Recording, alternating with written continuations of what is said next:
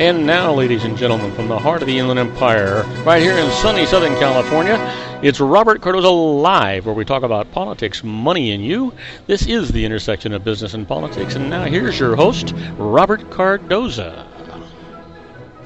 And welcome aboard. I am Robert Cardoza. You're listening to the intersection of business and politics right here on Robert Cardoza Live, where I do an honest and unbiased analysis of the issues confronting you today that affect the decisions that you're going to make for both your personal and your business life.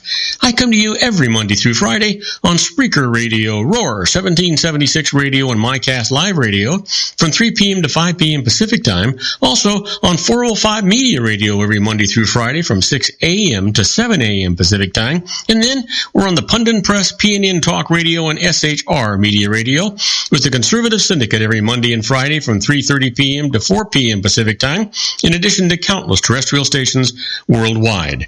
Please follow me on Facebook, Twitter, LinkedIn, Google+, Podomatic, and YouTube, where you can listen to all of my shows 24/7. Go to my website at www.robertcardozalive.com for archives of all my radio and television shows. You can also access my show live right from my website each day simply by clicking on that little icon labeled Listen Live. Email me at robertcardozalive@gmail.com. It's where I get all the emails I deal with here on the show. And you can call into my show if you want to comment or just engage me in conversation about anything. Call directly into the studio at 909-545-6516. Again, that number, 909-545-6516. Well, on today's show, we're going to discuss what's in the news, new legislation the IRS loses, and I'm going to answer your emails just like I always do. On today's special segments, Sean Lefebvre is going to be here with his continuing series, Geared for Wellness. Well, our own Suzette Mailer is going to be off today, but filling in for her will be a guest, Laura Wilbanks, and she's going to be talking about the Paris climate talks. We'll hear a lot about that and a lot about Laura. She is a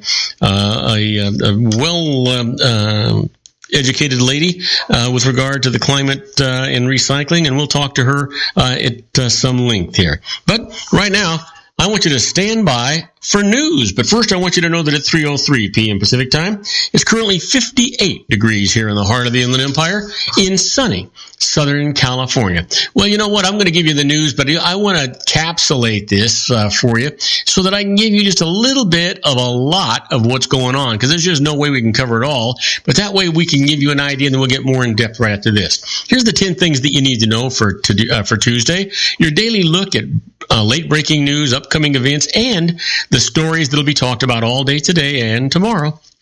And first up, why Ted Cruz will be in the spotlight at the GOP debate. The senator's rise in Iowa, home to the campaign's kickoff caucuses, makes him a top target for Trump, Marco Rubio, and the rivals, and Bergdahl to be court-martialed. If convicted, the Army sergeant who walked off his post in Afghanistan could be sentenced to life in prison. That wouldn't make me sad. How about this? Support grows for sending U.S. troops to fight Islamic State group. The percentage of Americans who favor deploying ground troops against the extremists has risen from 31% to 42% over the past year in an Associated Press poll. And how Disney got set for Star Wars premiere. The film studio took over a half mile of Hollywood Boulevard with spotlights everywhere and bleachers for fans. Well, the fifth item up today is American youngsters feel Muslim backlash.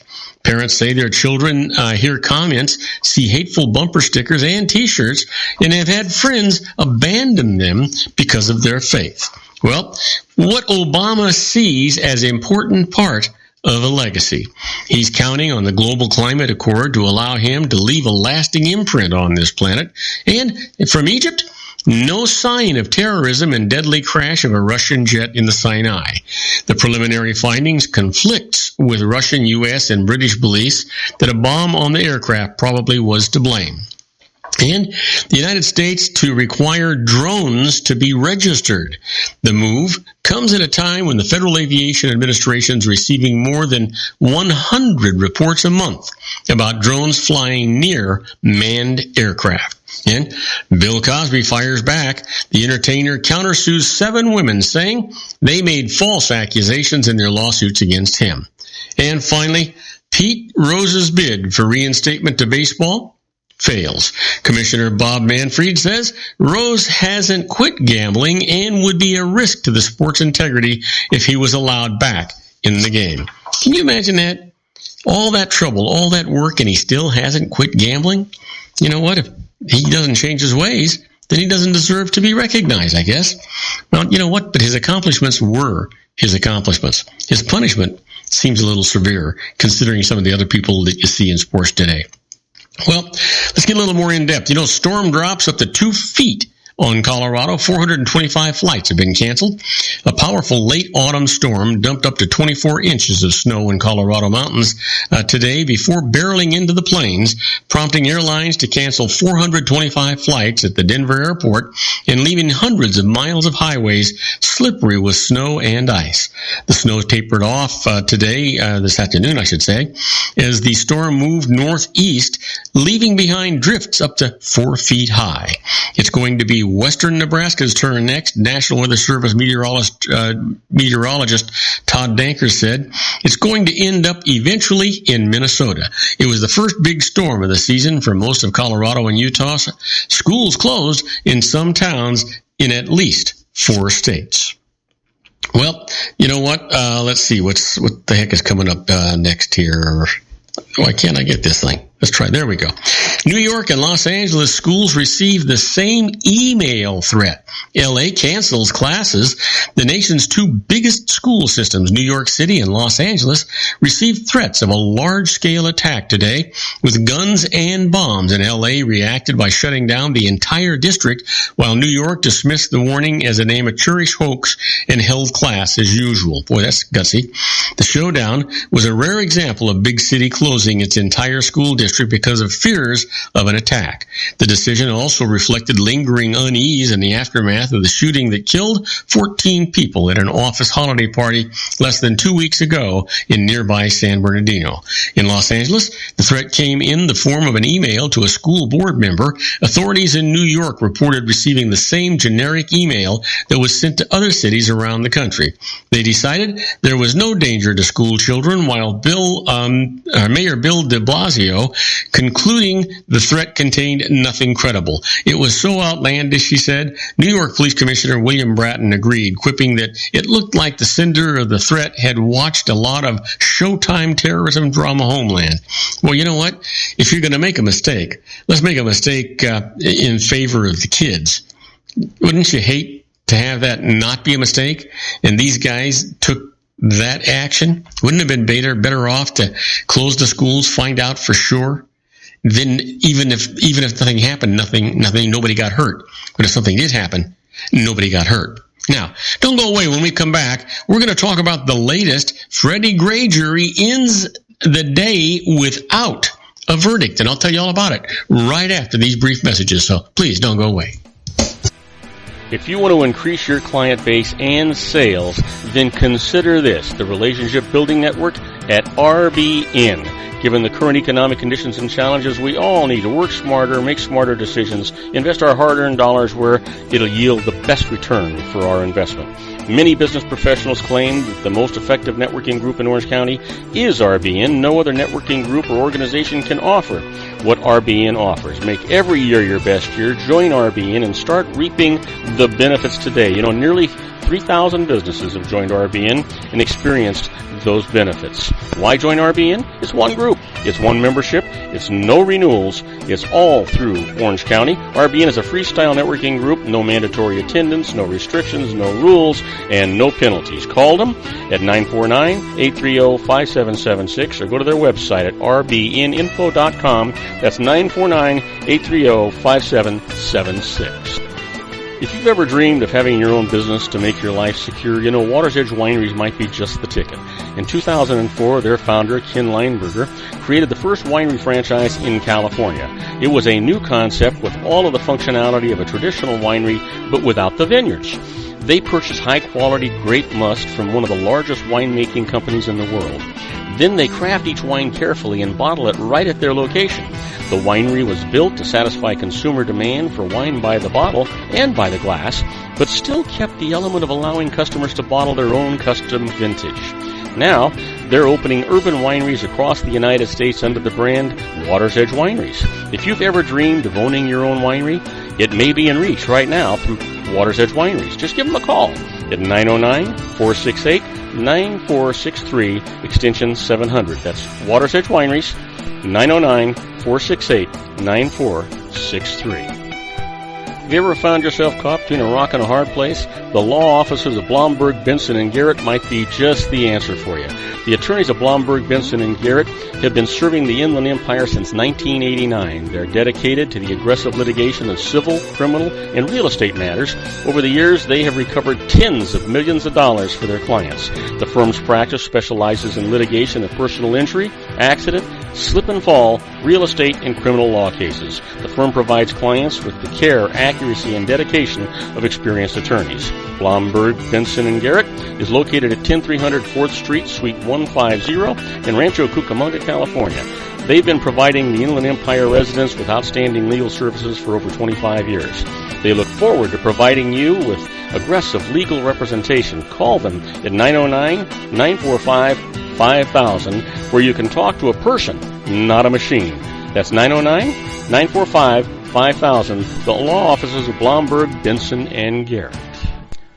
And now let's get back to our show where we talk about politics, money, and you.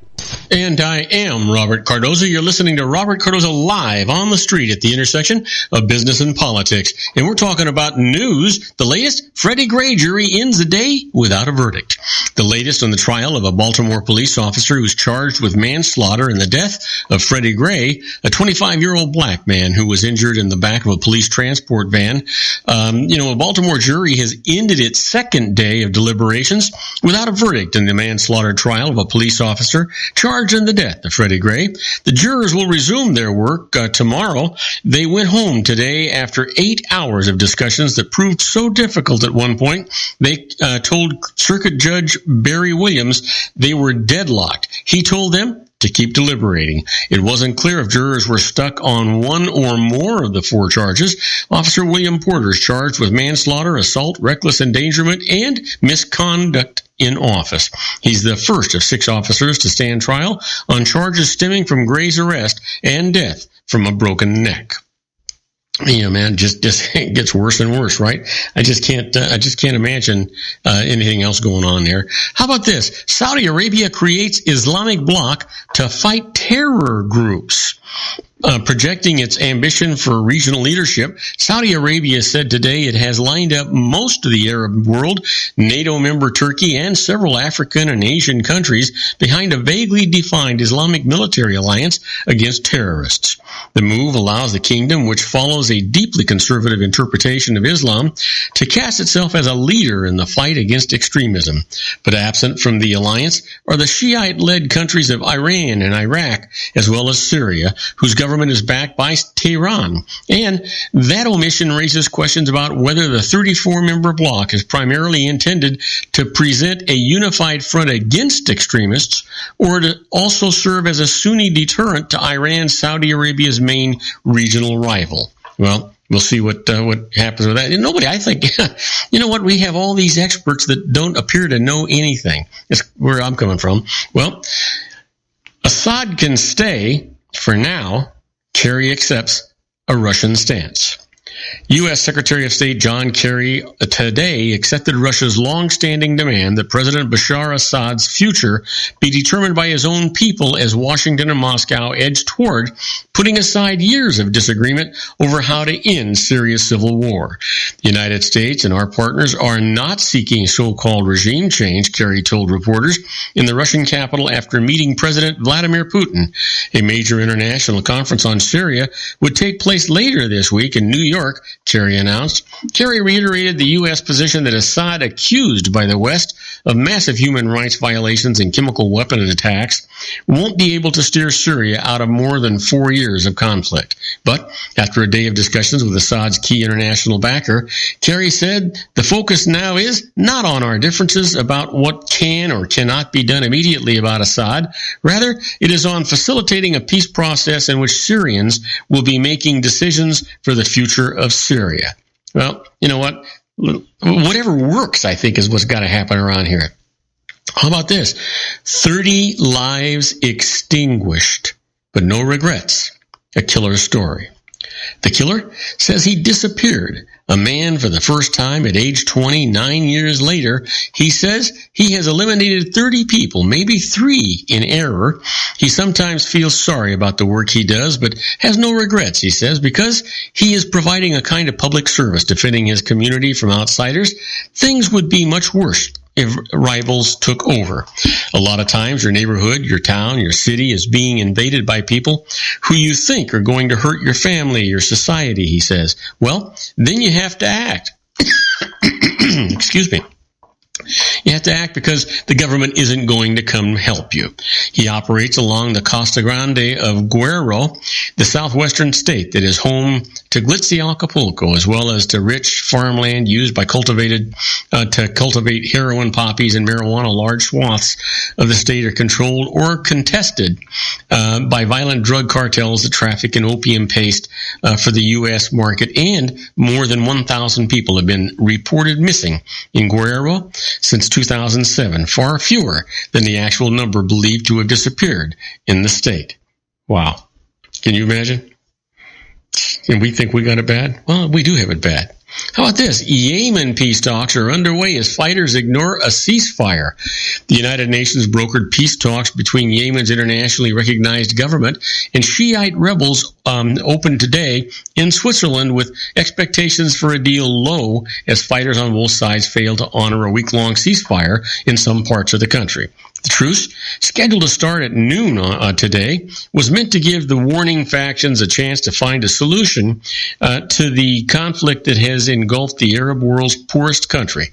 Security officials said rebel shelling and ground clashes continued in southwestern Taiz, province of the Saudi-led coalition, struck back with airstrikes several times throughout the day.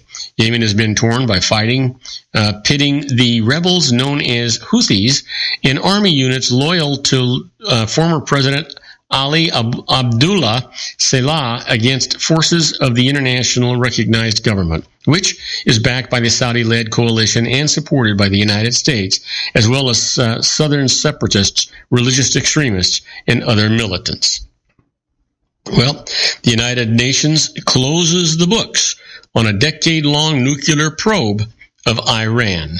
Nuclear Agency closed the books today on its decade-long probe of allegations that Iran worked on atomic arms, and Tehran proclaimed that within weeks it would finish cutbacks on present nuclear programs that the United States fears could be turned into making such weapons.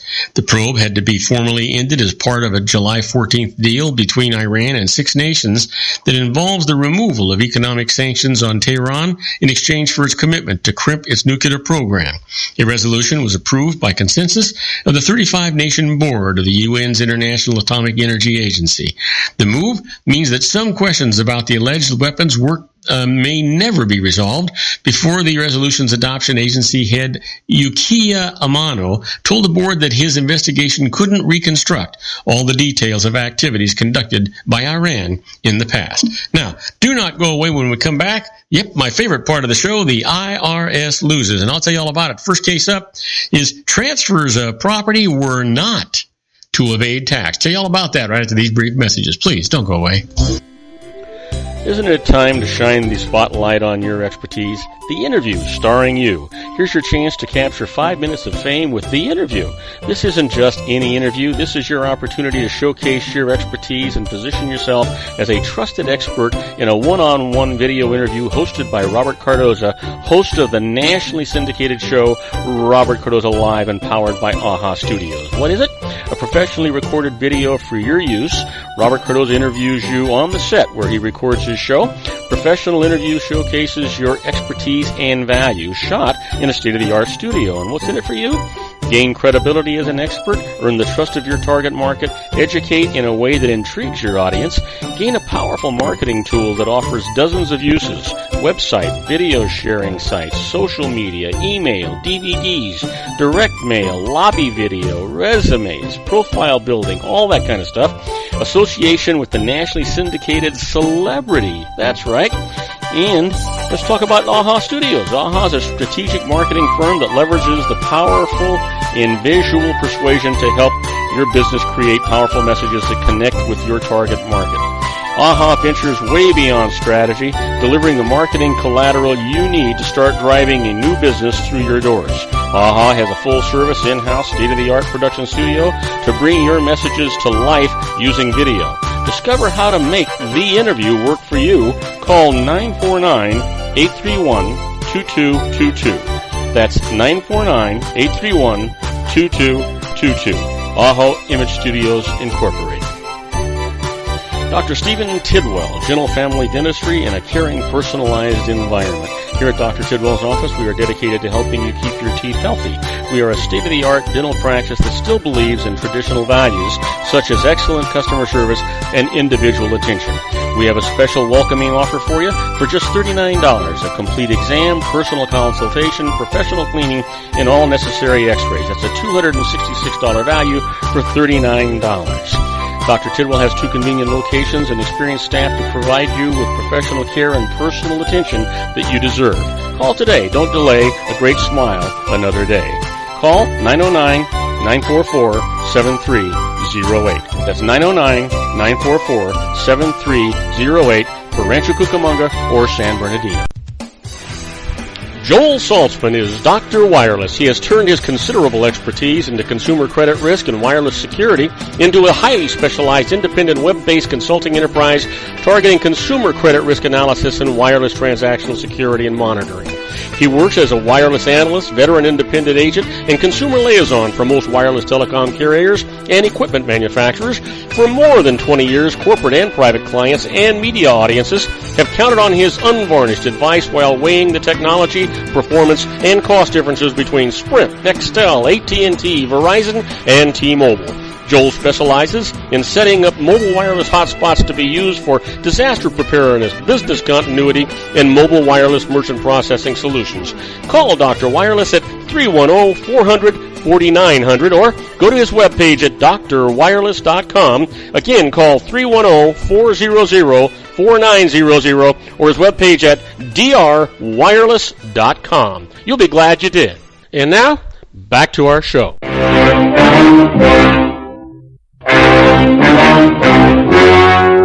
The story you are about to see is true. The names have been changed to protect the innocent.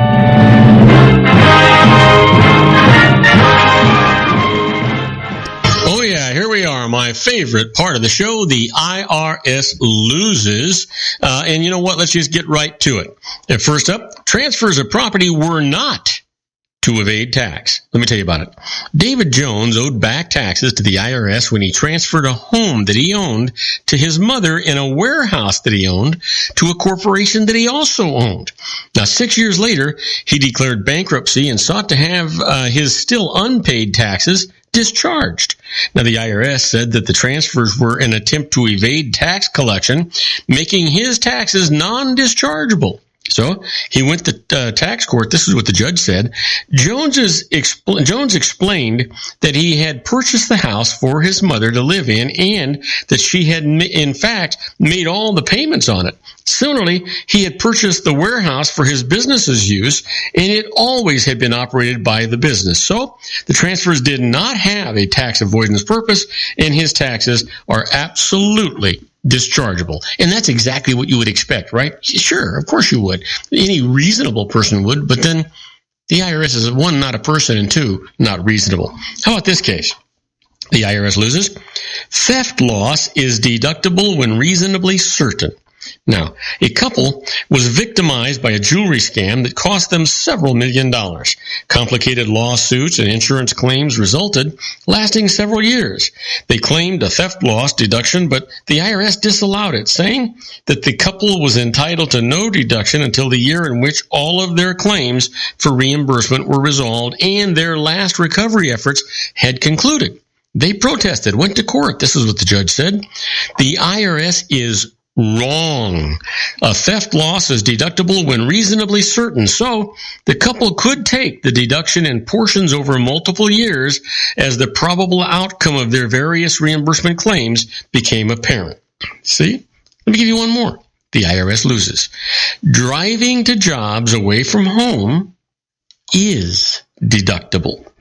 This is about David Lease, and he was a union millwright in Cumberland, Maryland. He took daily job assignments from his union at distant locations, averaged 100 miles a day driving to them, and deducted his driving cost. The IRS's objection? Only driving to temporary jobs away from home is deductible, and one's tax home is one's primary work location.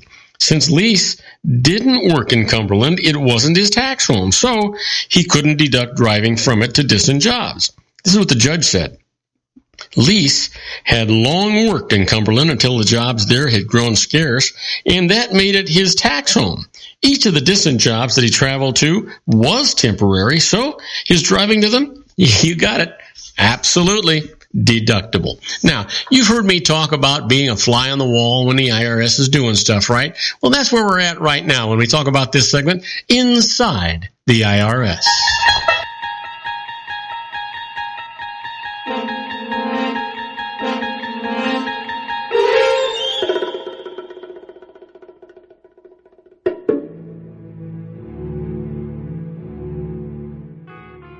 Okay, you know what? Now, this is not a tax court case, but these are cases that if you understand them, you can actually use them in your own defense if that comes out because they are published. But let's talk about some of the things that are going on. How about getting audited by mail? You know, in recent years, the IRS has increased its audit coverage of individual taxpayers by conducting correspondence audits. Now, correspondence audits numbered almost 1 million last year, bringing in an average of $7,800 in additional tax. That's per audit. What if let's say you are selected for a correspondence audit. You know that your return includes, let's just say, some gray areas having to do with income. But the IRS says that it only wants to examine your medical expenses. Here's your best approach. Consider not responding at all, in which case the IRS might simply disallow the medical expenses, leaving your income unscrutinized. But be careful. You got to be careful here because you should not begin any correspondence that may lead to a question about whether all of your income was reported. You need to talk to a qualified tax advisor before you do anything. Matter of fact, if you can help it, don't talk to the IRS at all. Just talk to a licensed professional, somebody who's qualified to give you some good advice. Let me give you one more case or one more issue. The IRS tries to save money by cutting back taxpayer service assistance. Can you believe it? Yeah, I do. The IRS has figured out that it costs an average of $28.73 to help each taxpayer who shows up in person at a local office to have a question answered. Now, helping the same person via web contact costs about 13 cents. And helping a taxpayer using the automated toll-free telephone number costs 71 cents. Recently, the IRS tried to close down 68 taxpayer assistance centers because of the high costs involved. Now, a congressional backlash stopped the closings. Now, what may work to save the IRS money in the near future? The IRS is considering the development of an authentication system, which, like banks use, that would allow taxpayers to perform account-related services by logging on to its own website. Now, do not go away because when we come back, we're going to be with our own Sean LaFave as he continues his series, Geared for Wellness. Now, I say that now every week, but now I'm really not sure what we're going to talk about because we've got such a variety of things going on, especially on Thursdays when we spend an entire hour together. And boy, I love Thursday. That's great. I love them anytime they're on here, but Thursdays make it really great. Now, don't go away. We're going to be right back with our own Sean LaFave after these brief messages. If you want to increase your client base and sales, then consider this, the Relationship Building Network at RBN. Given the current economic conditions and challenges, we all need to work smarter, make smarter decisions, invest our hard-earned dollars where it'll yield the best return for our investment. Many business professionals claim that the most effective networking group in Orange County is RBN. No other networking group or organization can offer what RBN offers. Make every year your best year. Join RBN and start reaping the benefits today. Nearly 3,000 businesses have joined RBN and experienced those benefits. Why join RBN? It's one group. It's one membership. It's no renewals. It's all through Orange County. RBN is a freestyle networking group. No mandatory attendance, no restrictions, no rules, and no penalties. Call them at 949-830-5776 or go to their website at rbninfo.com. That's 949-830-5776. If you've ever dreamed of having your own business to make your life secure, you know Water's Edge Wineries might be just the ticket. In 2004, their founder, Ken Lineberger, created the first winery franchise in California. It was a new concept with all of the functionality of a traditional winery, but without the vineyards. They purchased high-quality grape must from one of the largest winemaking companies in the world. Then they craft each wine carefully and bottle it right at their location. The winery was built to satisfy consumer demand for wine by the bottle and by the glass, but still kept the element of allowing customers to bottle their own custom vintage. Now, they're opening urban wineries across the United States under the brand Water's Edge Wineries. If you've ever dreamed of owning your own winery, it may be in reach right now through Water's Edge Wineries. Just give them a call at 909-468-9463, extension 700. That's Water's Edge Wineries, 909-468-9463. Have you ever found yourself caught between a rock and a hard place? The law offices of Blomberg, Benson, and Garrett might be just the answer for you. The attorneys of Blomberg, Benson, and Garrett have been serving the Inland Empire since 1989. They're dedicated to the aggressive litigation of civil, criminal, and real estate matters. Over the years, they have recovered tens of millions of dollars for their clients. The firm's practice specializes in litigation of personal injury, accident, slip and fall, real estate, and criminal law cases. The firm provides clients with the care, accuracy, and dedication of experienced attorneys. Blomberg, Benson, and Garrett is located at 10300 4th Street, Suite 150 in Rancho Cucamonga, California. They've been providing the Inland Empire residents with outstanding legal services for over 25 years. They look forward to providing you with aggressive legal representation. Call them at 909-945-5000, where you can talk to a person, not a machine. That's 909-945-5000, the law offices of Blomberg, Benson, and Garrett. And now let's get back to our show where we talk about politics, money, and you. And I am Robert Cardoza. You're listening to Robert Cardoza live on the street at the intersection of business and politics. We're at 3:33 p.m. Pacific time. It's currently 58 degrees here in the heart of the Inland Empire in sunny Southern California. It's on its way down to 38 degrees. Same temperatures hold true for Laguna Beach, where my good buddy Sean LaFave is at. So let's get his introduction in here and start talking. Hang on here. And now, ladies and gentlemen, coming to you from his personal meditation lounge in Orange County, California, a professional dedicated to conquering many chronic conditions from autism to weight loss and everything in between. The nationally recognized wellness coach, consultant, and lecturer, Sean LaFave, in his Geared for Wellness Corner.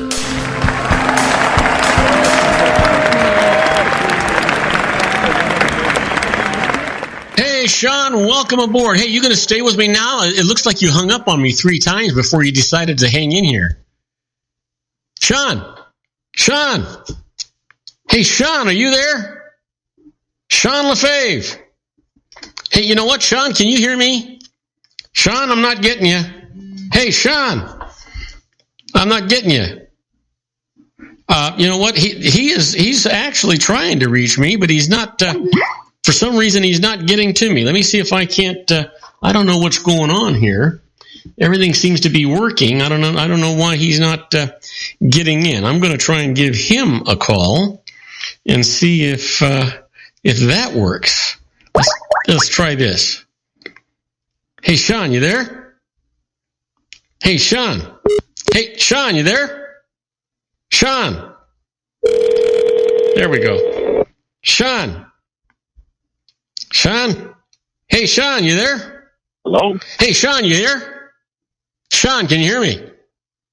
Sean?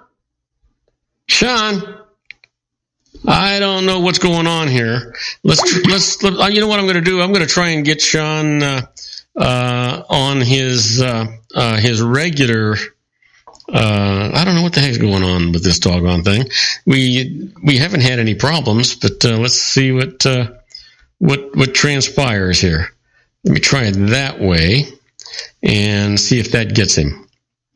So, hello, this is Sean. Hey, Sean. Leave a message after the tone, and I'll do my best to get back to you within 24 hours. Sean, that's not what I want to hear. Send me a text message. That's not what I want to do. Let's see. Maybe if I text him, and let's try this.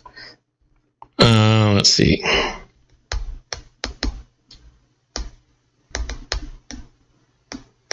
There we go. So I'll send that to him and see if that works. I don't know why we're having a problem here, but for some reason we are, and I don't know why. So everything should be working. Everything was working yesterday anyway, and so we'll see see if that works. Have him call in on the cell phone and see if that. There we go. Let's see. Call from Sean. Let's save Skype now. And Sean, you there? Hey, Sean. Sean? I'm not getting him. So I don't know what's going on here. Let's see if we can't try him. Let's try it one more time.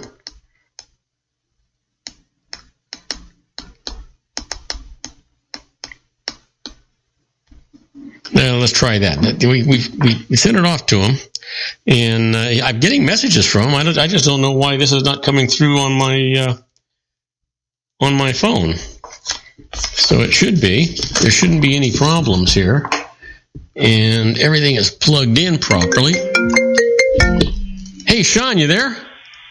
Sean. Hey, Sean Lefebvre, are you with me? Sean? Do you have the volume turned off on your phone or something? Okay, I don't know what the heck the problem is here. We shouldn't be having any kind of a problem. But you know what? Let's. I'm not sure what the heck to do with this. Let me try.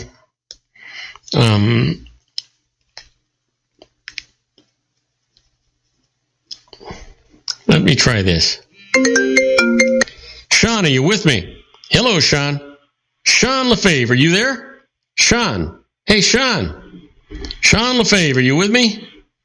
Sean. Hey, Sean. Sean Lefebvre, are you with me? I'm not sure what the heck is going on with this thing. For some reason, I'm not getting them. So, you know what? I don't know what the heck to do here. One thing is for sure. You know what? I'm not sure what the heck to do. I think it's got to be on his side. Let me try. Let's see.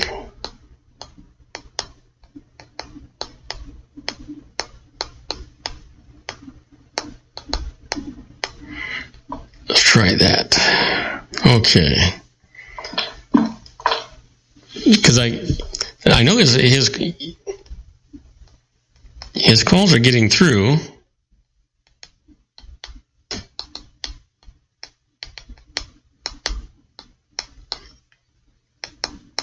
But not hearing him. Let's try it one more time. Hey, Sean, are you there? Sean? Hello, Sean. Sean, you with me? Hey, Sean, you with me? I am. Okay, I don't know what was going on. I couldn't, you know what? Robert? Yeah, can you hear me? Robert, you there? Yeah, can you hear me, Sean? Sean, can you hear me?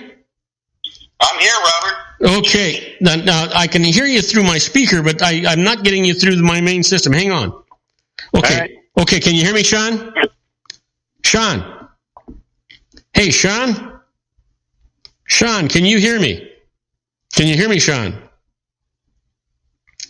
Sean? Hey, buddy, are you there? I'm here.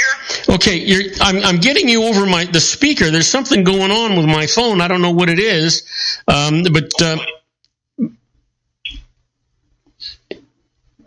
Technology's not being our friend today, huh? Oh, can you hear me now, Sean? Robert? Sean, can you hear me? Sean, can you hear? Technology. Can you hear me? You know what? This is not working. I think there's a problem on Sean's side. I think what we're going to do is we're just going to. I think there's a problem on his side, and I'm going to take care of this right now. Let's see here, and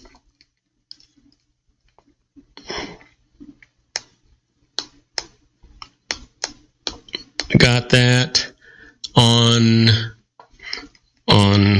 his side is the problem.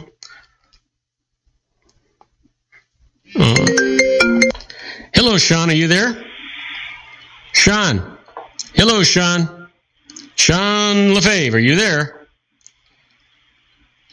It's not coming through. I don't know what the problem is. I'm going to just hang up and see what the heck is going on here. There, let's try that. Got that. Got that. Let's try one last time. Okay. And we've got it. Hey, Sean, are you with me?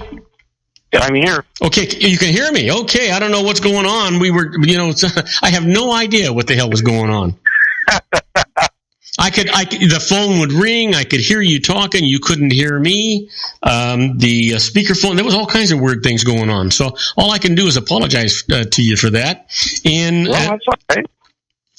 Well, it is and it isn't, because I got a lot of dead time sitting on my on the station. Well, yeah, there's I mean, it's all right on my end. I know it sucks for the show, but all right. Well, we're back. All right, you got me on the regular system. Everything's good to go now. Yeah, I got you on the regular system. Everything's good to go, and I'm going to just let you talk. And I think what we're going to do is we're going to skip our first commercial break and just take you right on through until the end of this. How's that sound? Well, that's okay too. Whatever. I'm easy. You know me. You know what? That's what your girlfriend said. You were easy. Well, my question is, which one?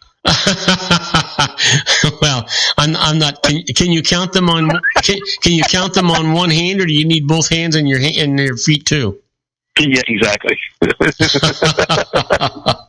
So, listen. What do you got on your mind today? Actually, I don't really have a lot as far as like anything really. I tell you the most. I've been watching the news and I haven't found anything that really struck my fancy. And the most interesting thing I found, which actually would probably be really interesting to talk about, is Kim Kardashian was in the news. That's really something new. But what she's in the news for this time is. Hey, you know what? We're having a problem with your phone. You're starting to break up with me. Do you got a different headset you're using today? No. I'm just using my phone. I'm not even using the headset today. It's just a straight phone. Okay, that's what the problem. Yeah, I think what you're doing is you're moving your head or something away from the phone, and I'm losing you.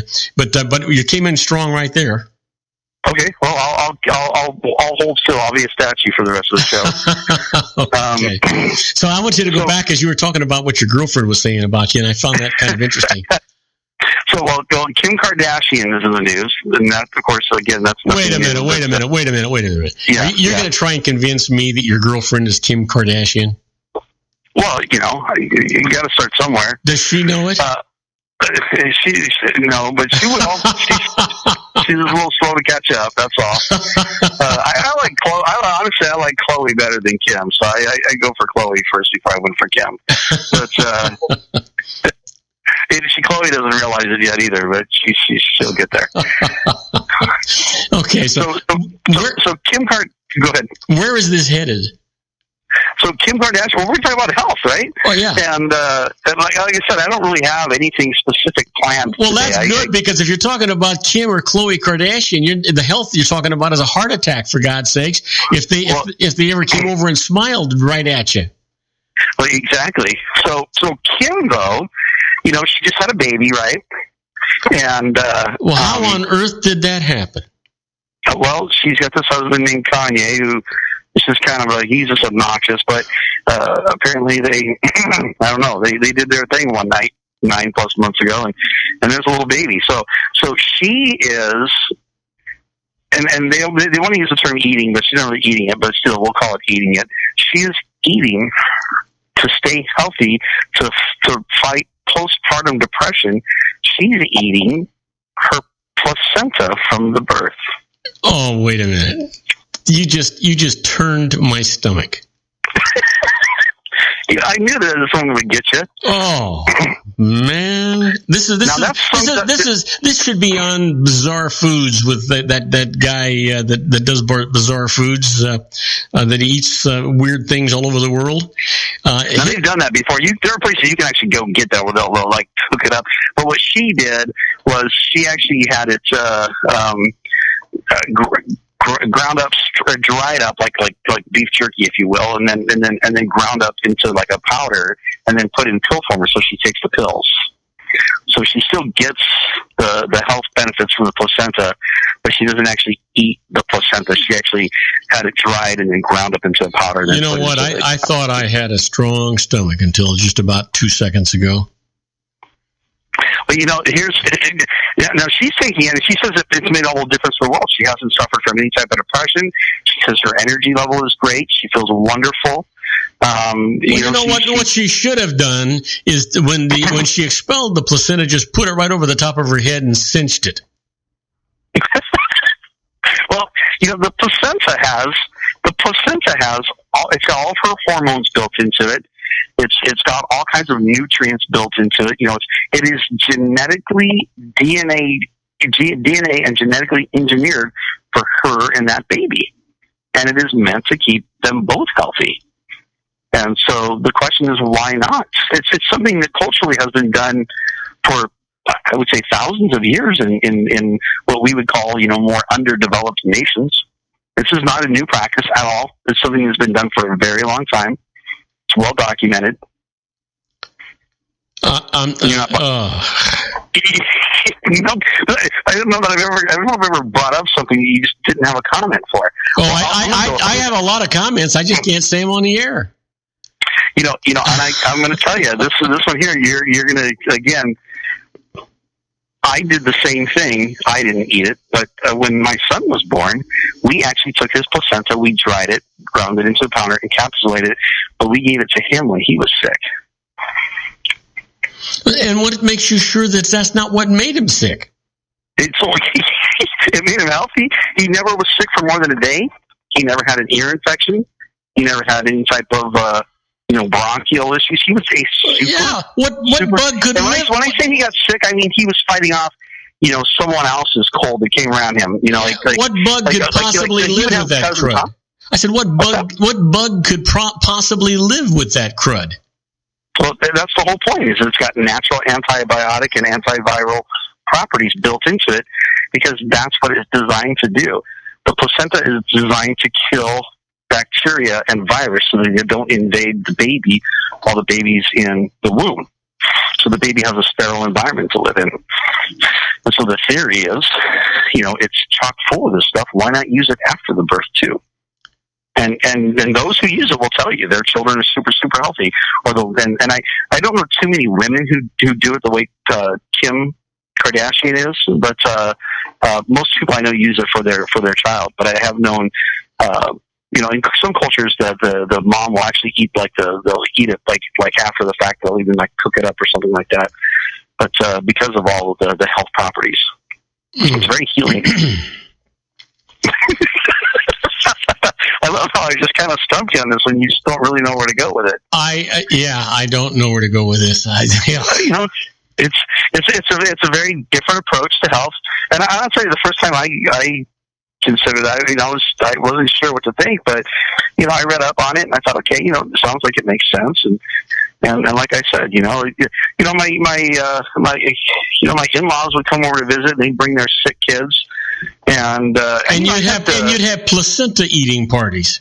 And so we'd have to all eat placentas to stop from getting sick. But seriously though, and some of the listeners out there, if you're this family, don't be this family. But my ex, Victor's mom, always had this one sister, and her husband and kids would come visit, and it seemed like literally every time they would visit, they were sick. Their kids were on antibiotics, they were on cough suppressant, they were on, fever reducers, and on and on. I'm like, if your kid is on 3 drugs. Don't bring him to my house, you know. But so they would come visit, and sure enough, they would leave, and we'd all have the sniffles and the coughs. But for Victor, we would just give him some placenta, and within a day he was done. He didn't have to take antibiotics and cough medicine and all this other stuff. We would give him his placenta, and we would maybe take it. You know, he wouldn't take pills because he was a baby, you know. But we would encapsulate it and mix it with pull the capsule open and mix some of it in with like some applesauce and feed it to him, and and he would be healthy within 24 hours. Okay, you know? so his now body was able to fight off those bacteria. Okay, so now I'm going to ask: does it work with any placenta, or does it have to be the placenta from your birth? It is supposed to be the placenta from your birth. So there is a supposedly if I ate the placenta from someone else's birth, it would still have a lot of health-giving properties. But they say that to get the most benefit, it needs to be from that child or that mother. It needs to be from the placenta that they shared to gain the most benefit. But it will help anybody. And placenta is used in a lot of things, by the way. It's actually used, I think, in like women's makeup or creams or some. Well, that I knew. You know, from my old Revlon days, I remember that. But you know, well, then you shouldn't be so grossed out. Women are smearing it all over their face.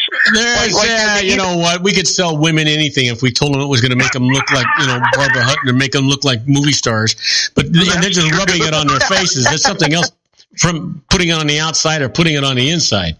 Well, you know, the skin absorbs it all, so, you know, it's going to get into the body even through the skin. Might as well just go straight through the digestive system. It's not going to make that much of a difference.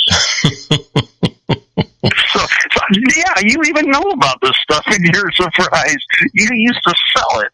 Well, yeah, but not to ingest it. Well, you know, it's one way to ingest or another. It's going to get in the body, but. Well, you know, it's in makeup because it's got health-giving properties. It's good. Well, you know what? People eat livers and they eat heart and they eat tongue and they eat kidneys. Why not placenta? Why not placenta? Exactly. Yeah, vagina.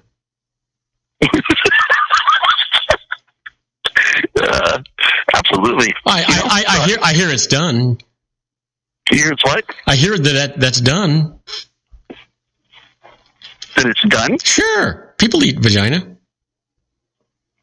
I was unaware of that. You were? Oh, it's good for you. I suppose it is. It moisturizes your entire face if you do it right. Just really trying not to go there. Now you know how I feel. But I was actually talking about real health, and now that granted that is real health also. But there's some face moisturizers come in various forms. But oh my God, I'm gonna get in trouble for this show. So anyway, I don't know. You kind of beat that dog or that dead horse to death, but a little bit more. I don't know. I thought it was fascinating. That something that's been done for thousands of years here in the United States, people still kind of get weirded out. Even you, who used to sell it in makeup, when I talk about taking it in pill form, still kind of go, that's kind of weird. Well, don't misunderstand my belief in selling anything to make a buck. That's different than selling it as a health aid. How's that different? Because I said so. That's my show. I can say anything I want. So, okay, Dad.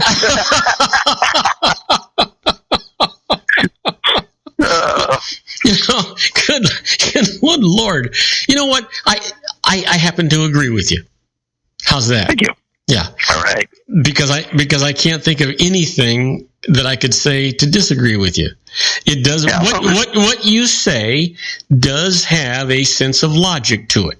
Now, whether or not I would be willing to save my own life by going to that extreme, I don't know. On the other hand, if it's freeze-dried just like a cup of coffee would be, I suppose if I'm not tasting it, I'm just swallowing it, I wouldn't have much of a problem with it. Well, that's exactly it. It works just as well that way. And it is. It's the only downside to it is the gross factor. When people know what it is, they're just not gonna.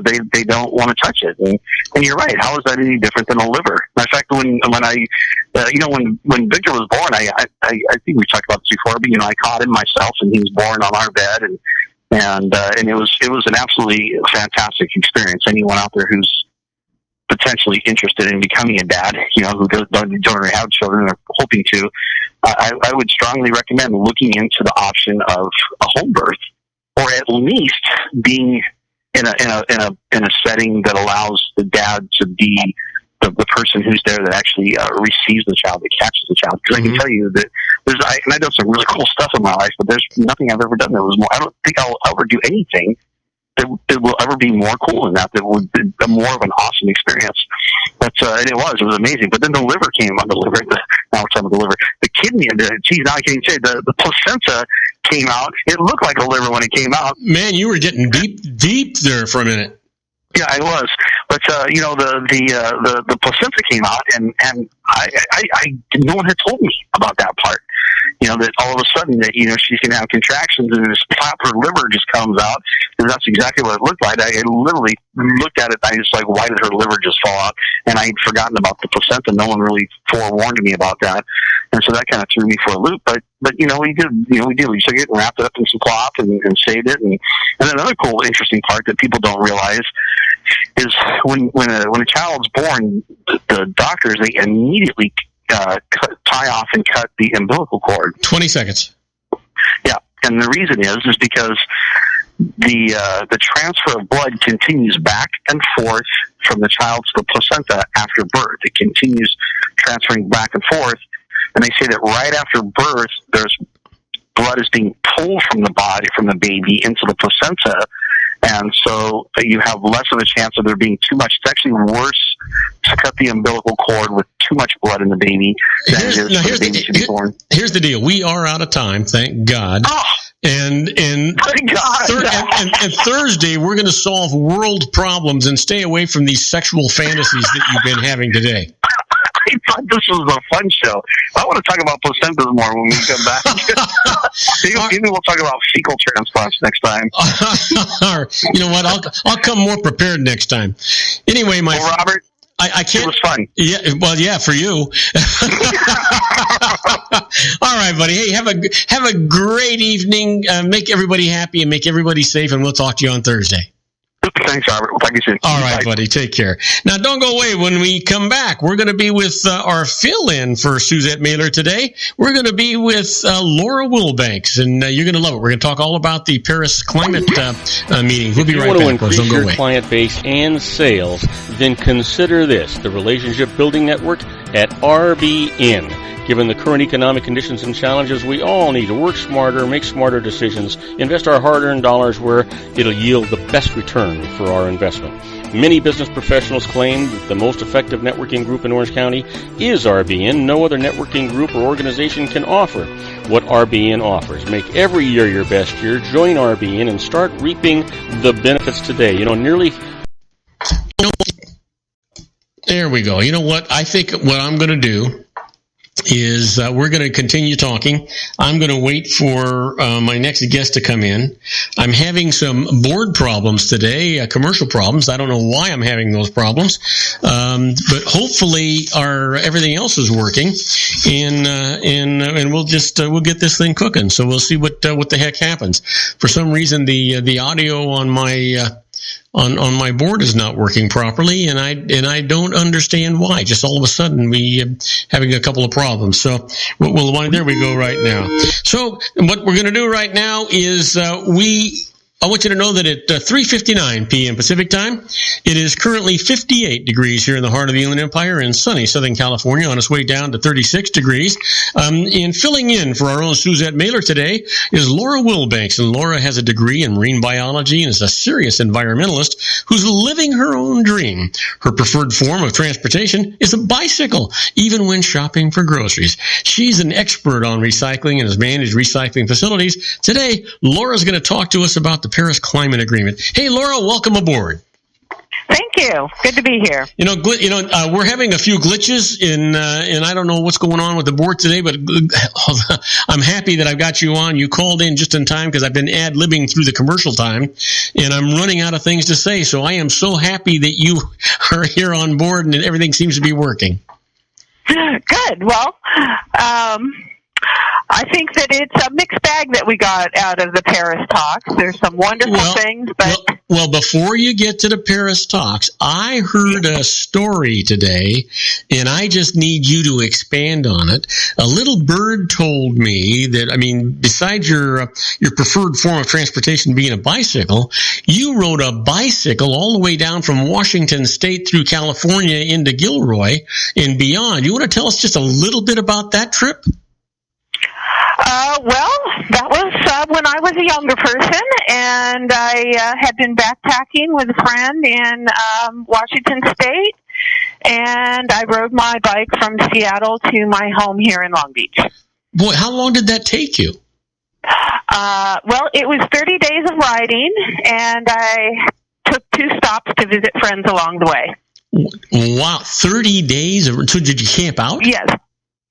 I camped out, except for when I was visiting friends. It was 1,600 miles, and it was a wonderful adventure. Wow, I'll bet you could tell a lot of stories about that. Hey, listen. Yeah, I wish that I had started out charging people a nickel every time they told me I should be packing a gun for my safety, and I would be a rich woman today.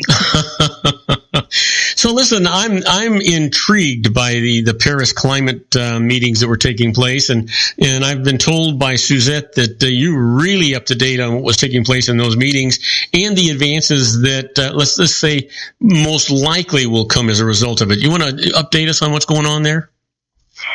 Ooh, well, really the main advance I think that we saw coming from that is so many nations getting together and agreeing that something has to be done. That, I think, is the major advance. It's really just one of the psyche and the political intention.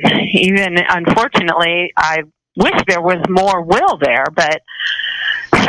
Well, when you say more will, there were about 180 to 200 countries involved in the Paris climate meetings, and yes. And if everybody were to make some kind of a pledge and keep to it, wouldn't that be a wonderful result for our environment? Absolutely. If everybody kept to their pledge. Unfortunately, the thing that's not so positive about the talks is that they were forced to take the law out of it, the peace into it. So it's all just people saying that, countries saying that they will do it, but they did not put in any binding contracts because the leaders, as the United States is, couldn't do that because we are controlled by Republicans now, and Republicans are not on board with mandating climate change. And not one of them are scientists, and I don't, what I don't understand, Laura. Let's just assume that the scientists are pretty much convinced, as opposed to absolutely convinced about the need for climate change. Doesn't it just make sense that we would do something? The end result would be a much more pristine environment for the world anyway, which is a good thing, as opposed to, well, you know what? The Republicans, because they don't have any scientific knowledge and still think the world is flat, are going to ruin the world for everybody. It just seems to me that even if we made a mistake on the other side, it would be better for all of humanity. I couldn't agree with you more. I am lost to understand how they can't see it. It's so clear. And, it's 99% of the scientists see it. And, we all know, even before there was climate change, we knew that burning carbon was dirty.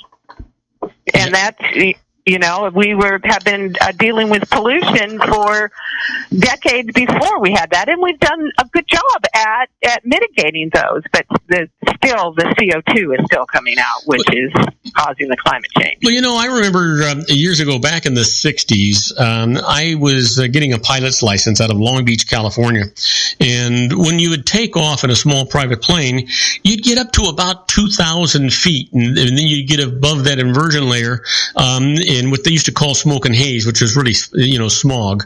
And it would be pristine. The sky would be so blue. The air would be fresh and crisp, and then when you're coming down for a landing, you get down to about that 2,000 feet, and you could actually taste the chlorine or bromide that was in the air. The smog was just, it was horrible. You get down in it, and your vision was actually affected, because of the pollution, not because of your eyesight was bad.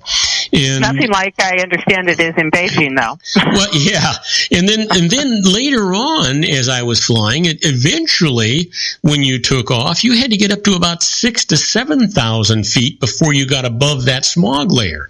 It was just horrible here in Los Angeles. And now, because of the AQMD, things have gotten a lot better. I don't know if the pollution's any better, but certainly the air seems to be a lot better than what it used to be back in the 60s. It absolutely is better. And then you look at these films of Beijing in China, and it looks like fog, not smog. It looks, you can't even see. It even affects the traffic being on the road. You can't even see in front of you. Tell me that there isn't air pollution and that we shouldn't do something about it if for no other reason you're breathing. Right. Well, I think that finally China is starting to realize it. Their people don't like that, and it's obviously bad for their health. So I think that's one thing that's made them come on board, because they definitely hadn't been on board before. Yeah. And you know what? And as far as the pollutants, is China number one, United States number two? I think it's China, India, the United States, right? I think so. Well, I don't know if India has got there, but they're certainly on their way. That's one of the biggest problems with climate talks, because even though India is getting there, they didn't cause the problem. It's the more developed nations that cause the problem. But continue to give so much to putting out CO2. But wouldn't you agree that, if we're only looking for fault and we're only going to make the people that are at fault fix the problem, that we're never going to fix the problem? Because as we get these developing countries and they start creating the problems themselves, we're better off having a worldwide solution than just taking the offenders and slapping them on the wrist and saying, shame on you. Well, Paris shows you that we do have a worldwide solution. All of those countries were on board with that. And they're all on board with it if they have the freedom to make their own plans. So that's what's beautiful about it, is that it was able to happen because it was, okay, you all do your own thing. That's the beauty of it. But the beauty of it is also the weakness of it, because there's no way to put teeth in it that they have to. We just hope that everybody will. Yeah. But isn't that kind of counterproductive if everybody has the right to do their own thing, instead of you have some collective formula that we know is going to work on the long term? Well, yeah, if we know it's going to work, but if you can't get people to agree to do it, then it won't work. Yeah. So the alternative to this is one day we wake up and pollution has gotten so bad and global warming has gotten so bad that we can't fix it, which is why we have some scientists today looking at sending people to Mars on a one-way trip. Well, there is a lot of fear that it's very soon it's going to be too late. Yeah. If we don't take some drastic steps. And I think the drastic steps have to be taken individually. Everybody needs to look at the way they do things. And if they have a Republican congressman, let them know that they want climate change to to stop, to do whatever you can. Well, the problem with that, Laura, is that we used to elect representatives, whether you're a Republican or a Democrat or an independent or a purple people eater. We used to elect representatives to represent the majority of us, and so when you send them to Washington D.C. or Sacramento or wherever you're going to send them, they're supposed to be doing what helps the majority of the people, not what they want to do. And unfortunately, we keep electing and keep people in office that have no interest in doing what they were sent to office to do, and that's to protect the citizens of the United States, not just from harm from militants, but from harm from the environment as well. Exactly, and since unfortunately we must admit that politicians, they aren't blind. They have to know that climate change is going on. But if their bread is buttered by the oil companies, they're only human. Yeah. They get used to having good things and they want to keep them, so they keep denying it. Yeah.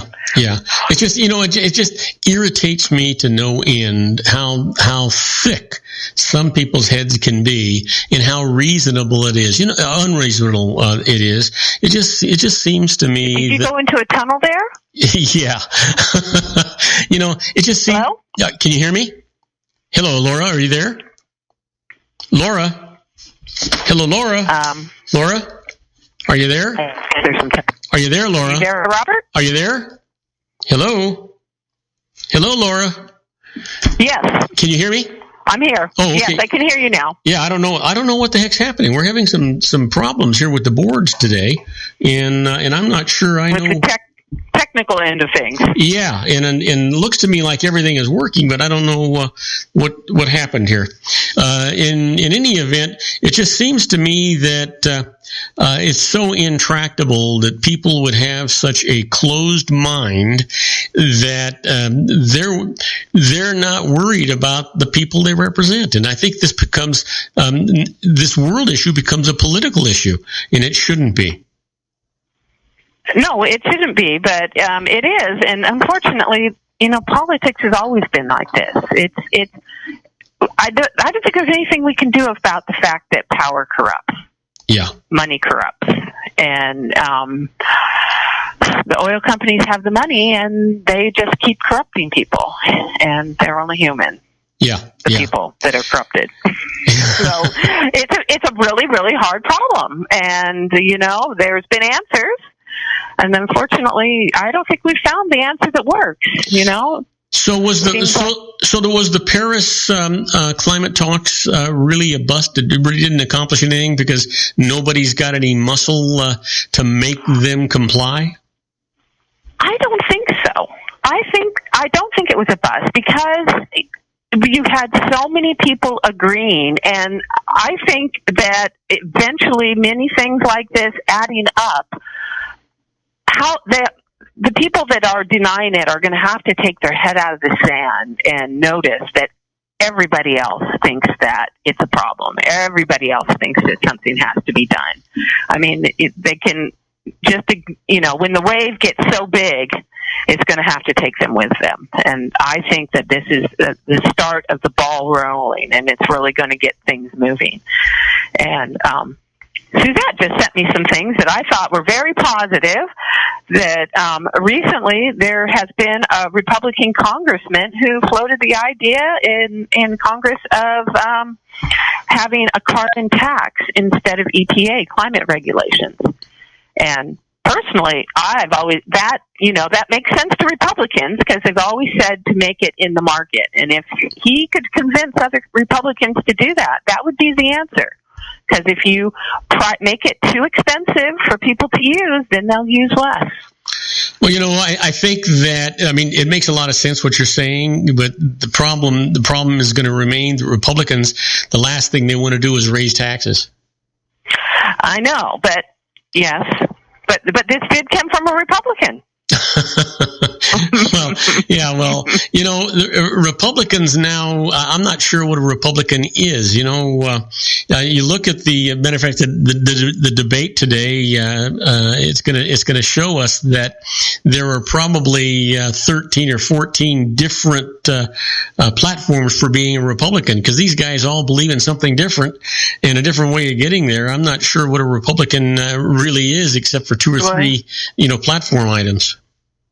Well, that's true. Especially now, we can see them all on display with the presidential campaign. They're all over the place.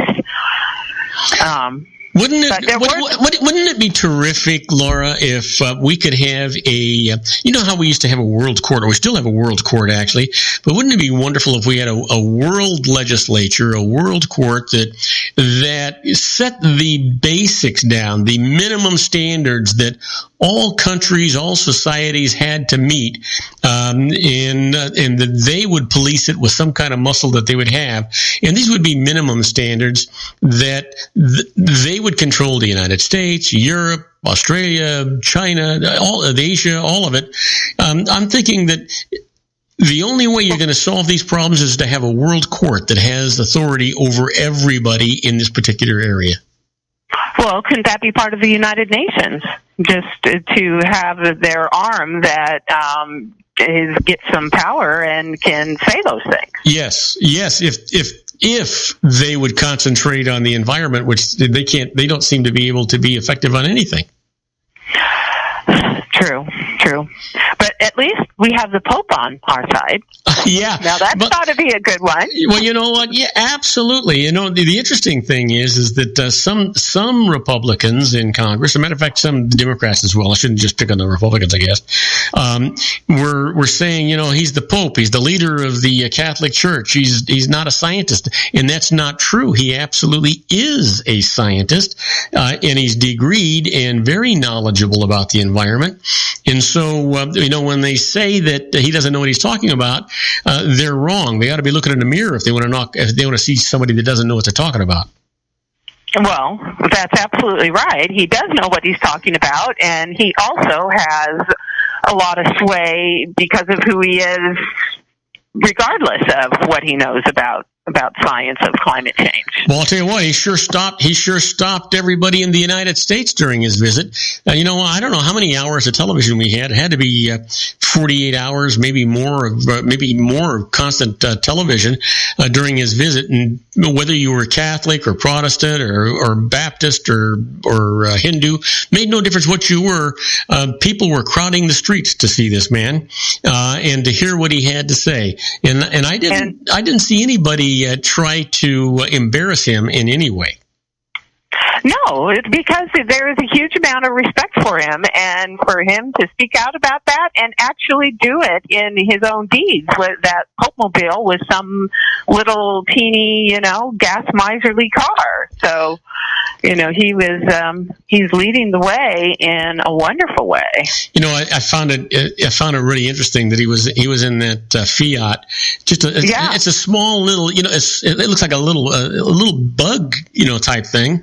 When you see all of these huge SUVs and all of this security and all this stuff around him, and he jumps into the back seat of this compact car, you talk about leading by example. That's got to be it, right? Exactly. It shows that no matter how important you are and how much resources you have, it's your responsibility personally to have as little impact as you can. And he showed that in a way that millions and billions of people could see. So let me ask you this. If you could have one wish on how to improve the environment that would be acceptable by everyone on Earth, what would it be? Oh, one wish. Yeah, now talk about that would help the environment. Well, could it involve science that we don't have? Sure. Fusion. Well, you know, if we could make fusion work, that would solve all our problems. Well, do you remember? I don't know how old you are, but you may have heard it anyway. I remember when John F. Kennedy said he wanted in this decade to put a man on the moon and return him to the Earth safely, and we didn't have any technology to do that. Right. And he put the challenge out there. So it's just a matter of actually giving it a priority. I think that's what has to take place. Yeah, well, we definitely have to put the priority on developing the technology, and that is something that came out of the Paris talks. The rich nations did agree that they are going to finance the technology and help the third world nations to be able to, use it. So those are some good things. I mean, maybe there's not teeth in it, but I mean, everybody's looking at you. If you say you're going to do it, I think you better do it. Well, yeah, but if you had fusion, there is peace in that. If you think about, the only place that you would have any kind of disparity would be capitalists, because somebody is going to want to figure out how to make money with it. But if you had fusion, then you could provide a better way of living for the entire world, for developing nations, for developed nations, for everybody on Earth would benefit by fusion. Yeah.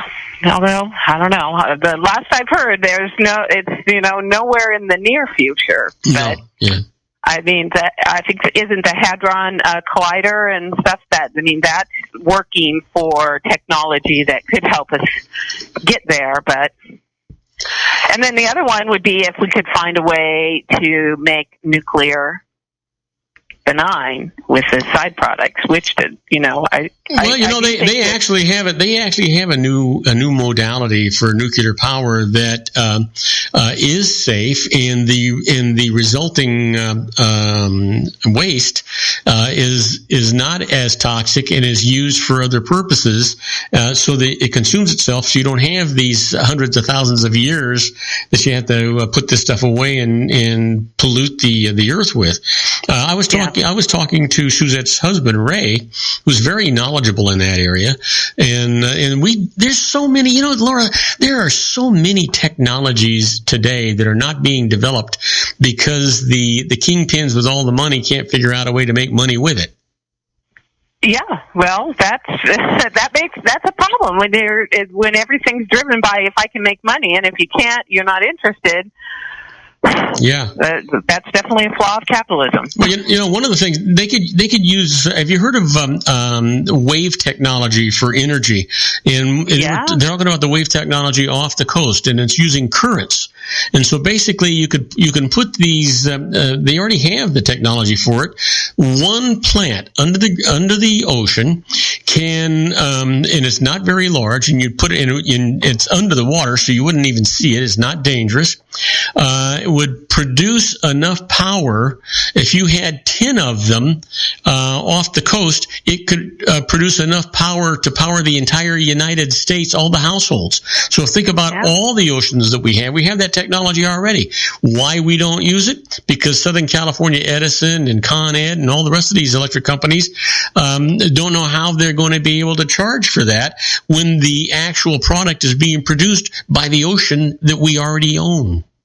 Well, they don't have any problem charging us for everything else. I think they can just charge it. I think the problem is there's more money needed for research to, make it, to make it work efficiently. And here we come again. We need the carbon tax to do that. If we had a carbon tax, all that money can go to alternate development of alternate energy sources. Yes, such as but then waves. And I think what part of the problem with the carbon tax, and I don't see it as a problem. I happen to agree with you, but one of the issues that you have to deal with is because when you get into the eastern states, and they literally survive on coal, and if you put a levy on this carbon tax on, what you're going to do is that you're going to put those businesses out of business, and it's going to make all those people unemployed who don't know how to do anything else but dig coal. you've got to deal with training and getting people into new careers and new industries. There's a lot that has to be done, and if it's not organized in a proper way, and you don't get the support of society, then it's a loser from the beginning. Well, that just shows how difficult it is, right? But because there are people that have those jobs, and it does take organization and planning for them to have another way to live, which they certainly need, because being a coal miner is not a good thing for the coal miners. No, absolutely not. Now, do you live here in California, Laura? Yes. In fact, when you were flying out of Long Beach Airport, you were going right over my house. Signal Hill. So now you know where I live. Okay. It's interesting. When you live in California, you're really kind of spoiled because you've got everything you've got weather, the best of weather. You've got the ocean, you've got the mountains, you've got the snow, you've got the desert. Everything is within an hour or so from you. You've got all the best that the world has to offer. And so you get a little spoiled and complacent about it. Every once in a while, you look outside and you're awestruck by the views of Southern California. But basically, it's a beautiful place to live because it is relatively clean. If you think about, we have nuclear energy, we have wind energy, we have solar energy. We've got it all going on here in California. But when you move into other states, they don't have that, and they don't have the lifestyle or that's not the word I want to use. They don't really have as pure a lifestyle as what we do in California, I don't think. Well, you mean back east? Yeah. Because the places like in the west, Montana and Wyoming, they have wide open spaces and lots of clean air. But you're right, they don't have the freedom too. Because, for instance, I'm able to make my carbon footprint less because it's easy for me to walk and ride because I live in California with a wonderful climate. Yeah. It's really hard to tell somebody with, 3 feet of snow on the ground, well, you need to walk or ride your bike to work, so you're absolutely right. And many people, they think a big answer to climate change is to have more people live in places like this, because a lot of our footprint is for heating and air conditioning in our houses. And if you have more people living in a place that takes less of that, right there, you're going to be lowering your carbon output. Sure. So, well, it's a difficult problem, and I just don't know that we as a world society are paying as much attention to it as we really should. Shouldn't we be as much in arms about our carbon footprint as we are about police brutality or the phonies that we have in Washington, D.C.? I think so, but I feel like a minority way too much of the time, and I don't know how to get my voice out there. Often, whenever I try, I feel like you're annoying people because it's so convenient to use things once and throw them away. But all those things have a carbon footprint, So it's about our fast lifestyle. I think that is a part of the root of it. If you could just get people to slow down and think about what they're doing and not do so much, they wouldn't have to use so much. So let me ask you, do you recycle? Do you do all those nice things at home? Of course. Yeah. You know what? And it's so easy to do. It doesn't take, it doesn't. I mean, it doesn't take any effort at all. That's what I always wonder, but it's people, if they're just not in the habit, everybody's so distracted by everything, they just throw things wherever is the most convenient. I mean, I find this all the time that, people haven't recycled, even when there's the availability, they're just distracted and don't think about it. So, yeah, the problem is that it's not on everybody's forefront, but I think with these climate talks and with climate disasters starting to happen, that it will get people's attention. Yeah. Let's just hope it's not too late. Yeah, and that's the issue. It's the same thing with terrorism. Everybody wants somebody else to take care of it, and then all of a sudden it's on your own doorstep, and hundreds of people are getting terrorized and killed and maimed, and then all of a sudden it's got your attention, right? Well, is that what we want to really have happen to the climate? We want to wait until it's too late to do anything about it and then complain about it? No, we don't want to wait. We don't want to wait. That's why I'm talking with you today, Robert. I'm trying to get my voice heard. Yeah. You know what? And not enough people are they're listening, but they're not hearing you. Yeah, well, and I think they maybe they hear, but they think that's for somebody else. Yeah. Everybody thinks, oh, I'm just one person. But if everybody would start to think, I'm one person of a million, and if all of those million people did the right things, that would have a huge impact. So, it's always the same thing. I recognize the need for this, but not in my backyard. Yes. So yeah, somebody. You're right. Somebody else has to do it. Not me. Not me. For goodness sake, Yeah, please not me. Please not me. I don't have time. I have to be at work. So let me jump in my car and go. Yeah. You know what? And that, of all the problems, when you mention that, all the problems that we have in Southern California, or California for that matter, we weren't smart enough to create mass transit like they have in the East Coast. I mean, their transit in the East Coast is wonderful. Even in Europe is magnificent. And in California, we've done it with cars.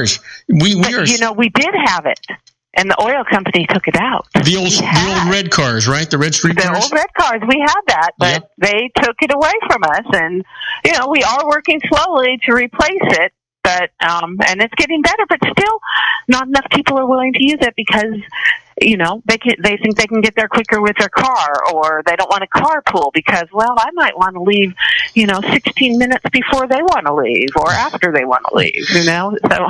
it's just the selfishness. You know what? It's so ridiculous. And when you use the mass transit, how nice would it be? Here, I live in Rancho Cucamonga, and I can kind of hard for you, huh? Well, not so bad. I can jump on the Metro rail, and I can take it into Union Station, and I can just grab a connection there, or I can grab a cab to go to a meeting or whatever I want to do, or I can I can do that all over. I can use that to get to San Pedro. I can use that to get to San Diego. I can use the rail. It's just not as convenient as if you were in other parts of the country, or like I say, in Europe. I'm very envious of the transportation systems in Europe. They're just fantastic. Right. And so when you've taken the rail from Cucamonga into Union Station, does it seem well used?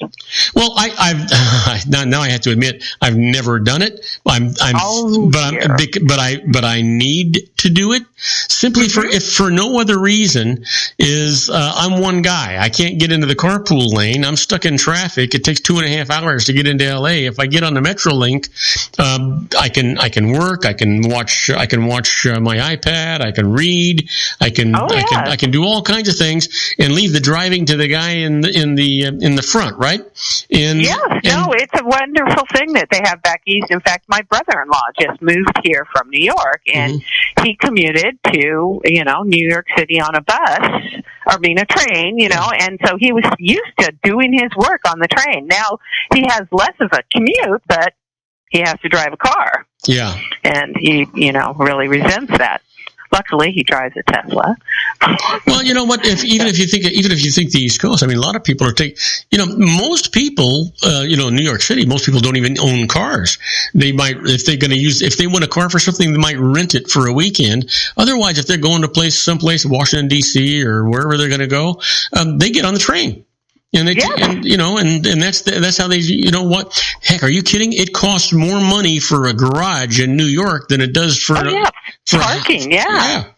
Crazy. Yeah. Stuff. Well, That's what we need to have happen here to encourage people to get out of their cars. I mean, I applaud every time I see huge parking fees. Yeah, but wouldn't it be great if they could, like you were talking about the red cars, the red street cars. I remember when I was a kid riding into Los Angeles on those with my mom and my dad. And here's the thing: if you had major rails connecting to interrails so that you could get just about anywhere you wanted to be. It's just a matter of transportation, and then the final journey could be in a cab, for Pete's sake, if you needed it to be that. You're just going to go a few blocks. That would be fantastic. Well, they're working on it.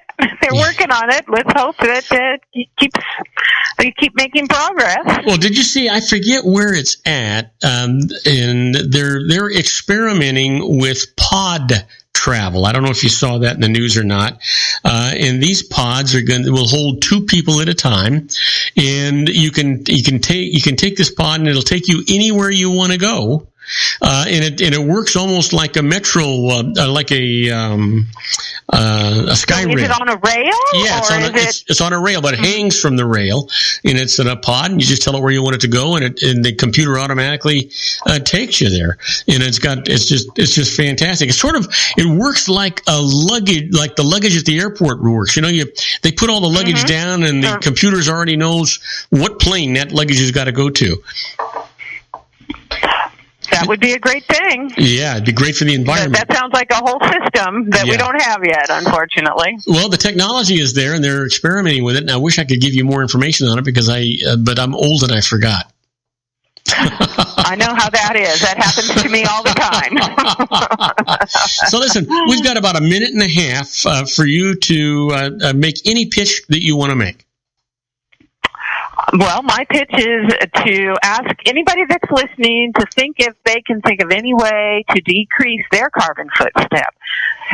Anytime that you can combine a ride with somebody else or combine your trips, use less.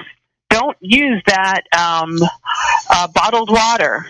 Refill whatever you have, because there's a big footprint in moving that water around on a truck and putting it in the bottle and manufacturing the bottle. And remember to turn off those lights. All of those little steps that anybody can take will, and turn down your thermostat. All of those little steps will add up, and everybody can do their part to help relieve climate change. Well, Laura, on behalf of Suzette Mailer and myself, I want to thank you so very much for filling in today. And it was probably even more difficult because we're having these technical problems, and we had to talk straight through a couple of commercial breaks. And so it was really nice to have somebody who was articulate enough that could go through this whole process with me. Oh, well, thank you. It was my pleasure. You know what? You have a wonderful, wonderful holiday. Stay safe, stay happy, and keep everybody whose life that you touch better because of it, will you?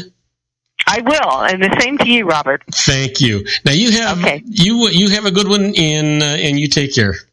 Okay. Bye-bye. All right. We've been talking to Laura Wilbanks about the environment, and I'm going to try and run a commercial break. We'll see if that works. If not, you know what? I'll just keep talking. So let's see if this thing works right now. And if you want to increase your client base and you know what? The heck with it. I'm not gonna fool with it. I'm gonna keep talking. I'll figure out some way around this thing. I don't know what the heck's going on, but whatever it is, and I can't change it. So you know what? Let's see if I can't get to. Let's see. Let's try this. You know what? I'm just going to move right into a lot of things that I think you might find interesting.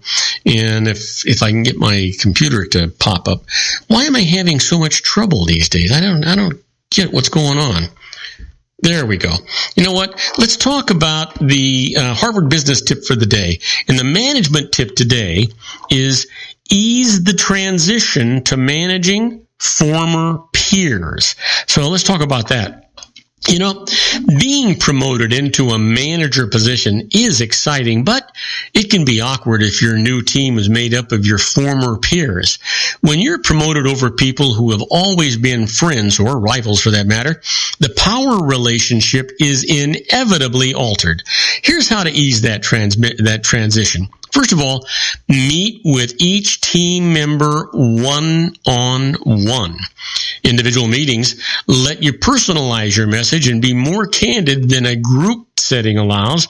Talk to each person about what they do and how you can help them with that. And hold a team meeting using some ideas from the one-on-ones. Discuss the purpose of the team, what should change, and what should stay the same. Explain how you like to operate and how you want your team to work together. And then finally, deal swiftly with challenges to your authority. If someone resists your leadership or goes behind your back, state your displeasure firmly and ask what's causing their dissent. That is what you really want to do. You got to get that handled, or you're never going to make it past go. That's just that simple. Well, you know what? Let's talk about the secret daily teachings for your life. And you've heard me say it many, many times. This is all about a positive mental attitude, and then this is no different than any of them. You really control your entire life, and that's the way it has always been. That's the way it will always be. So the teaching for today is we are one.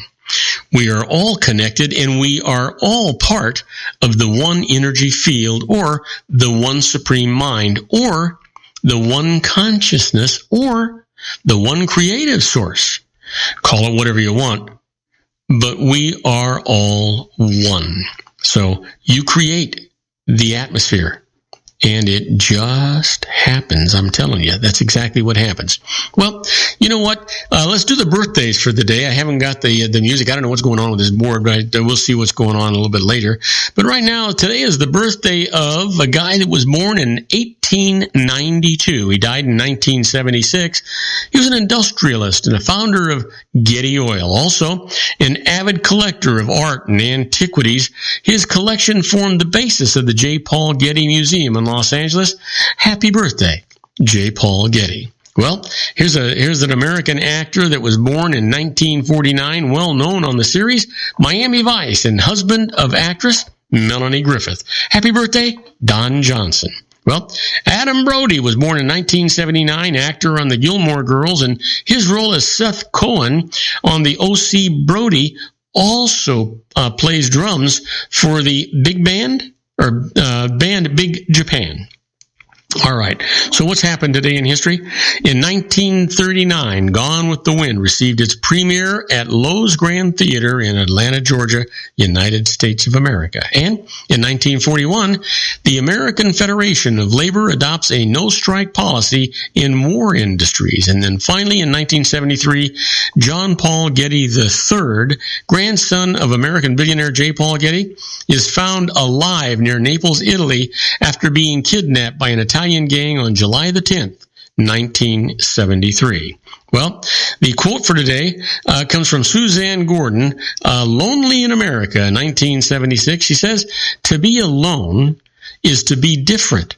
To be different is to be alone." Boy, I think that's just a fact, right? I would say it was. All right, speaking of facts, let's talk about those interesting but useless facts for today. So let's get right to it. You know, there are no words in the dictionary that rhyme with orange, purple, and month. Give that some thought. How about this? The most recycled product in the world is the automobile. That's interesting. Did you know the doll Barbie's full name is Barbara Millicent Roberts? That's Barbie's name. And did you know Shakespeare invented the words assassination and bump? Well, every year, 1 out of 5 American families changes its place of residence. Every year, 1 out of 5, 20% of us. Can you imagine? Interesting. Did you know that broccoli and cauliflower are the only vegetables that are flowers?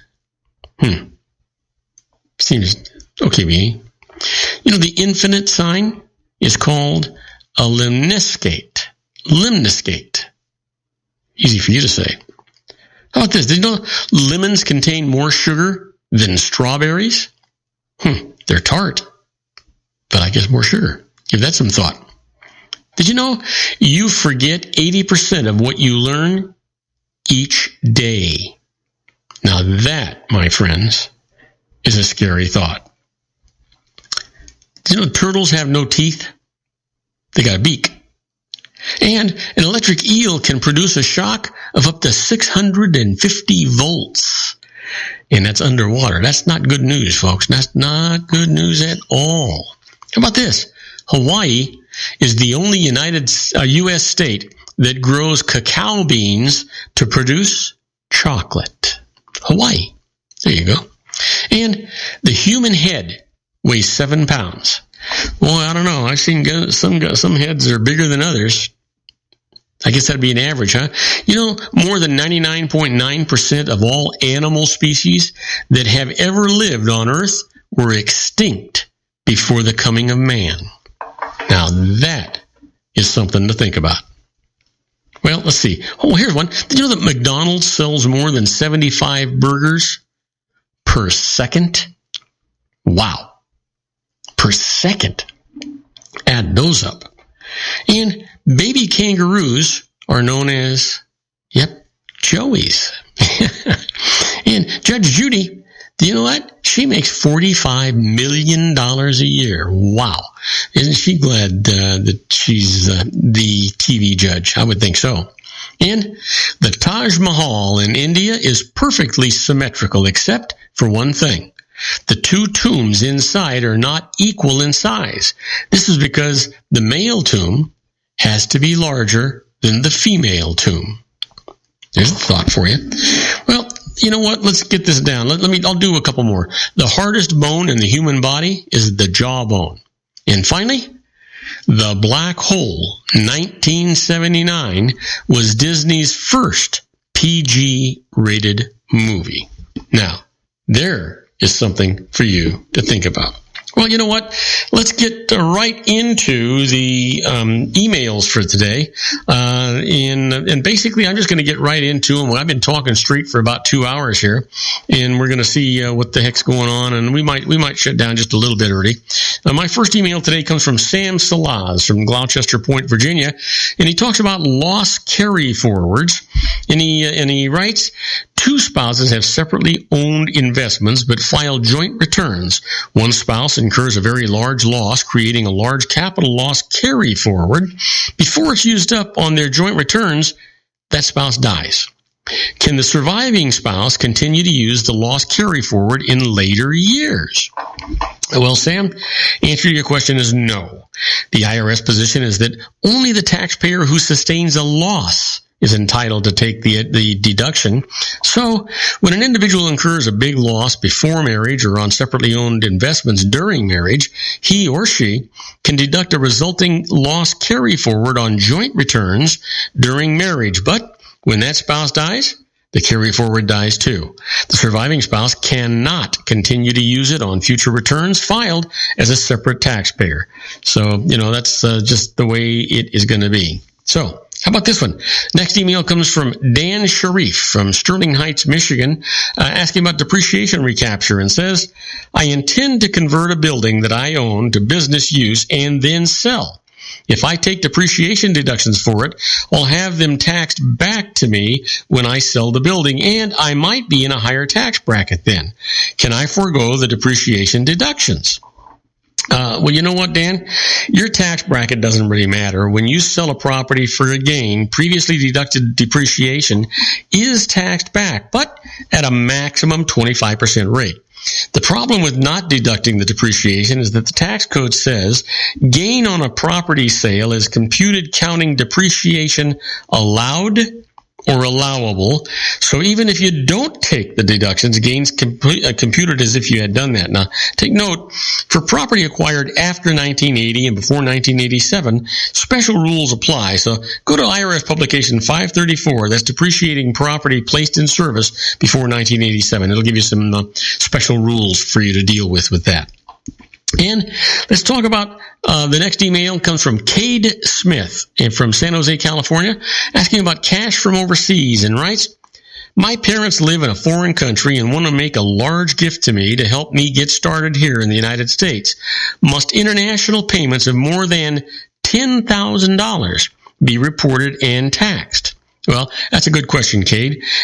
Gifts are not subject to income tax, and U.S. gift tax does not apply to gifts made by foreigners. So any gift that you receive will be tax-free. Now, U.S. persons who receive more than $100,000 in a tax year from foreign nationals must report the fact on IRS Form 3520. That's the annual return to report transactions with foreign trusts and receipt of certain foreign gifts. But this does not make the gift taxable. Always remember that the gift tax is always taxable to the giver and never the receiver. And it's only taxable to the giver if the giver is a resident of and is residing in and is a citizen of the United States. Otherwise, the law doesn't apply to them. Well, next email comes from Samuel Sexton from Boulder, Colorado, asking about stock dividends and writes, I invest through dividend reinvestment programs. We call those DRIPs, by the way. Is it also possible to do so in my IRA? And that's a good question, Sam. DRIPs are managed by corporate issuers of stock shares. So IRAs administered by banks, brokers, mutual funds, and other such IRA trustees do not permit investments in issuer-sponsored DRIPs. However, a growing number of corporate DRIPs now have a DRIP IRA option, including those of Walmart, Ford, Verizon, McDonald's, Sears, and ExxonMobil. Each such program holds only its own company stock. So, to have a diversified portfolio, you must invest in several different programs. So, hopefully, those have answered your questions. You know, I try to answer your questions as comprehensively as I can. Sometimes the information you send me is just a little bit sketchy, but we try it. But we always encourage you to contact a licensed professional. They're generally always going to save you more money than they cost you, and they're going to give you peace of mind. Basically, they're required to have errors and omissions insurance, same thing as the malpractice insurance. And that means that if they make a mistake, they pay the piper, not you. So you don't have to worry about somebody knocking on your door or calling you at home or sending you a registered letter. That person's going to be liable for the bad advice that they give you. Now, I want to thank you for listening to Robert Cardoza Live at the intersection of business and politics. Robert Cardoza Live broadcasts on Spreaker Radio, Roar, 1776 Radio, MyCast Live Radio, and countless terrestrial stations worldwide every Monday through Friday from 3 p.m. to 5 p.m. Pacific Time, and on 405 Media Radio Monday through Friday from 6 a.m. to 7 a.m. Pacific Time. Also, we're on the Pundit Press, PNN Talk Radio, and SHR Media Radio with John Matthews and the Conservative Syndicate every Monday and Friday from 3 p.m. to 4 p.m. Pacific Time. Please follow me on Facebook, Twitter, LinkedIn, Google+, Podomatic, and YouTube, where you can listen to all of my shows 24/7. Go to my website at www.robertcardozalive.com and email me at robertcardozalive@gmail.com. That's where I get all the emails I deal with here on the show. Now, on my next show, Dr. Wireless Joel Salzman is going to be here, and he's going to be talking about wireless technology. And Ray Mailer is going to continue his series, The American Grid. I encourage you to tell all of your friends about my show here on the RLC Broadcasting Network. In the meantime, I want you to stay safe. I want you to stay happy. I want you to make everybody's life that touches yours better because of it. And until tomorrow, good night, everybody.